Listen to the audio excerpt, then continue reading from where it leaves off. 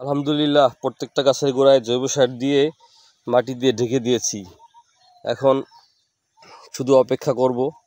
আর এই ফাঁকে ফাঁকে যে আগাছাগুলো হয়েছে সেগুলো নিড়ানি দিব, এটুকুই কাজ বাকি।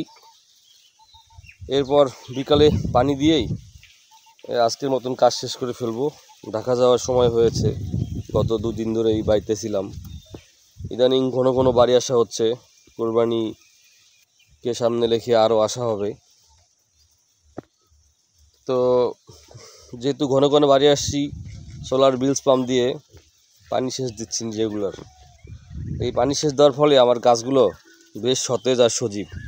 যেমন সেদিনকেই দেখেছিলাম এটা 8 ফিটের মতো, সেটাই আজকে দেখি যে 15 ফিট হয়ে গেছে। পাউলিনিয়া গাছের কথা বলছি। এমনি করে প্রত্যেকটা গাছই আমাদের মাশাআল্লাহ অনেক বড় হয়েছে, কারণ এই খরার মধ্যেও আমি পানি সেচ দিতে দেওয়ার ব্যবস্থা রাখছি। হয়তো রেগুলার দিতে পারি না, 1 সপ্তাহ 15 দিন পর পানি সেচ আমি ঠিকই দিচ্ছি।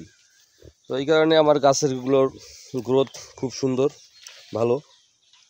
এখন যদি আবার 1 সপ্তাহ 15 দিনে বৃষ্টি হয় তাহলে এই গাছগুলো টিকে যাবে। তো এই ভিডিওটা এই পর্যন্তই, আবার দেখা হবে অন্য কোনো ভিডিওর সঙ্গে। আপনারা সবাই নিরাপদে থাকুন, প্রচুর পরিমাণে পানি পান করুন। ধন্যবাদ।